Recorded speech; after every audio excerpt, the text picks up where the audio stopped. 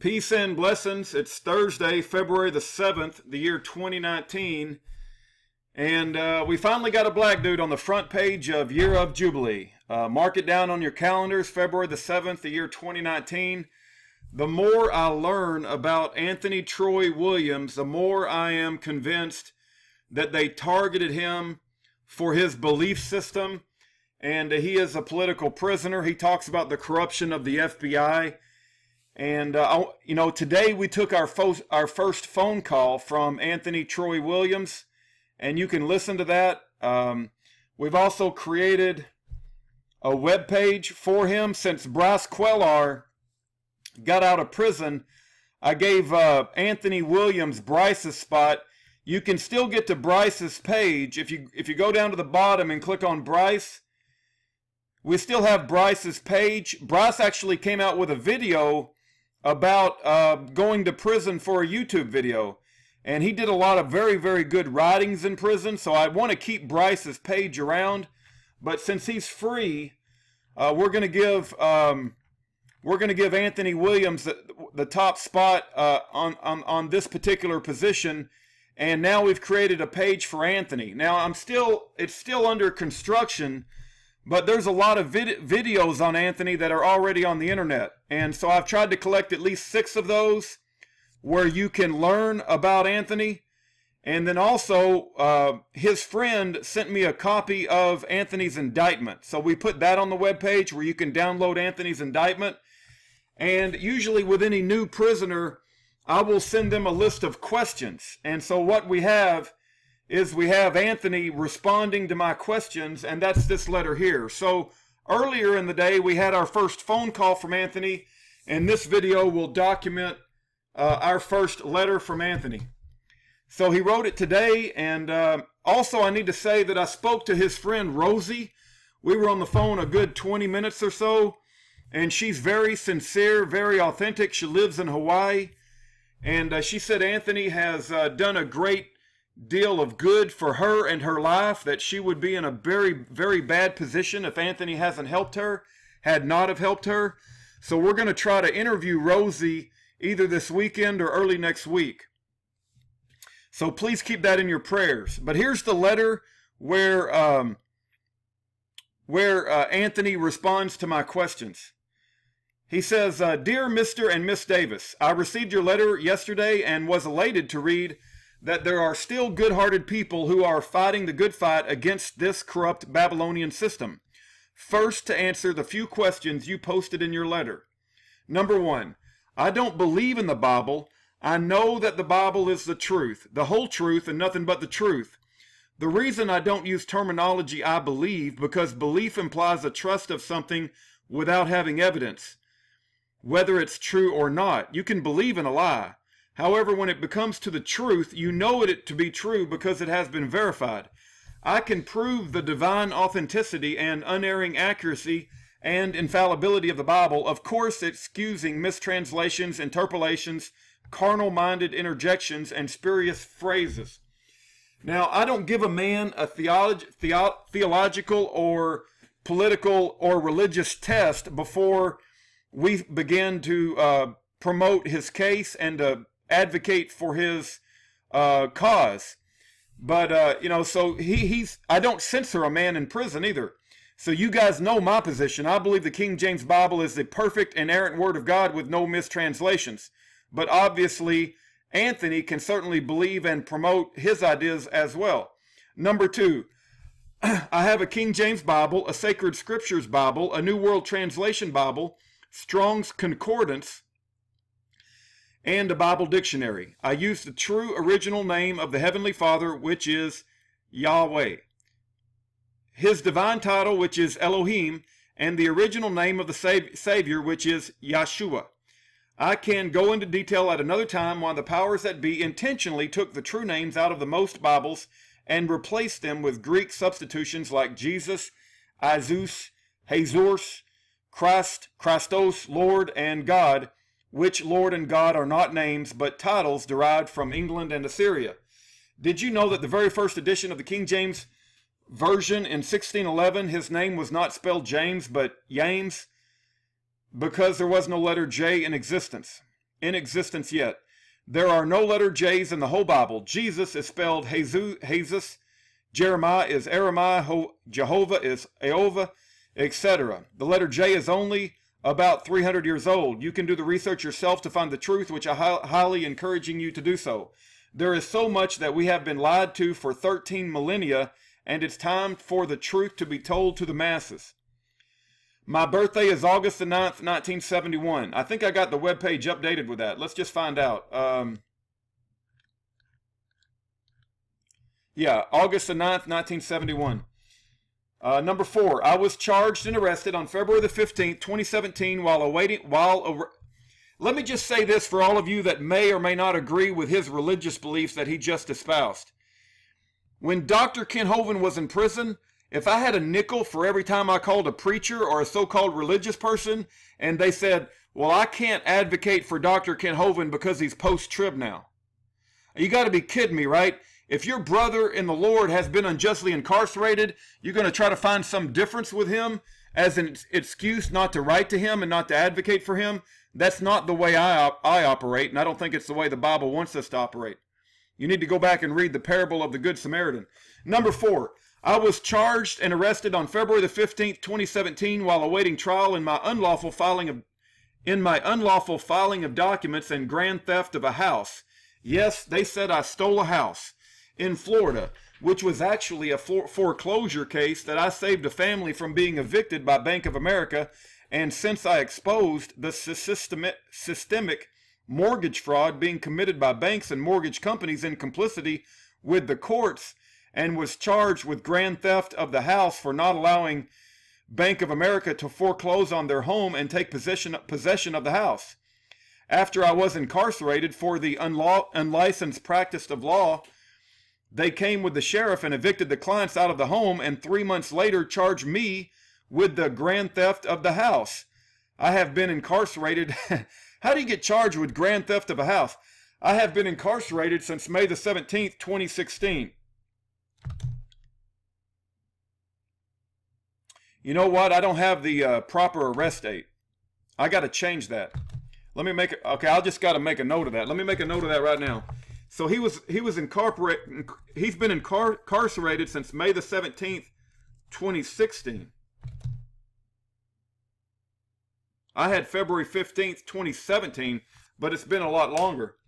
Okay, from the earlier Florida unlicensed practice of law charge until now. My Florida case is in appeals court and will be overturned shortly because the Attorney General never rebutted my brief. They knew it was pointless because all the facts with corresponding exhibits were attached to my briefs, so they knew there was nothing they could rebut. The appeal would have already been completed. However, I was told that the clerk somehow filed the brief incorrectly as a regular document instead of a brief, which is why my appeal has been delayed for a year. Otherwise, it should have already been overturned by now. Number 5, the current charges against me are mail and wire fraud. They allege that this sounds very, very similar to Kurt Johnson. This sounds very similar to what they did to Kurt Johnson. They alleged that I misrepresented through email and the mail what I could do for a client, in which I never did. The very people they alleged that I defrauded have signed affidavits stating that I did nothing but help them, and that these charges against me are discriminatory and retaliatory because of my exposing the corruption of the FBI, corruption of the FBI, corruption of the FBI. Let me say that one more time just in case you missed it. Corruption of the FBI, judges, attorneys, banks, mortgage companies, and other law enforcement agencies. You can check out one of my videos on YouTube where I confronted the FBI office in Tennessee for slandering my name and defaming my character, and the officer was calling around to my clients telling them that I was a crook and that I change my number every 30 days and to not support my cause or my company. I recorded the incident and uploaded it on YouTube under Anthony Confronts FBI Part 3. Let me just see if that's on YouTube right now.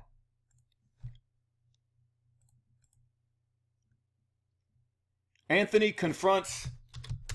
Whoops. Yeah, there it is right there. Look at that. I'm going to have to put that on his webpage. Anthony Confronts FBI. I like him already. Okay, there are Part 1 and Part 2, but the bulk of the encounter is captured on Part 3. My trial has been unlawfully continued, postponed 7 times, despite my written motions of objections. His trial has been unlawfully postponed 7 times, despite my written motions of objections. This sounds a lot like Omar Quasi. He hasn't got a speedy trial. Omar Quasi sat in prison nearly 42 months. My last trial date was scheduled to commence on the 25th of this month, February of 2019. However, it was continued, postponed unlawfully again, this time for another year until January 21st, 2020, because of the attorneys of my co-defendants, which are my 71-year-old mother, whom they added last year because the trial date was in 3 weeks, and they needed another reason to postpone my trial. So they filed a superseding indictment and added my mother and charged her with the same mail and wire fraud.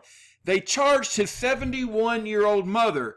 That's just like Mike Parsons when they charged his wife because of 2 MoneyGrams that I had as an employee send to her in October 2013 when I was unlawfully incarcerated for rape and child molestation, and I had the money sent to my mom to pay for my bond.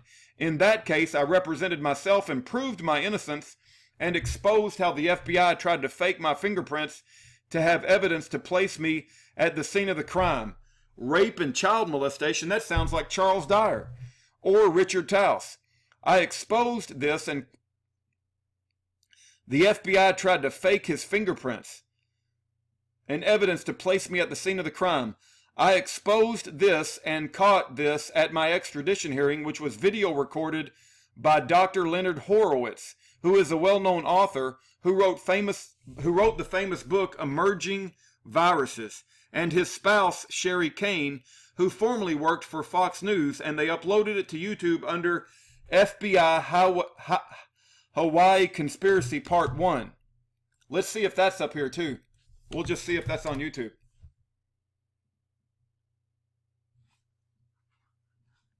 Yeah, FBI Hawaii Conspiracy 1 of 2. All right, we need to get both of those.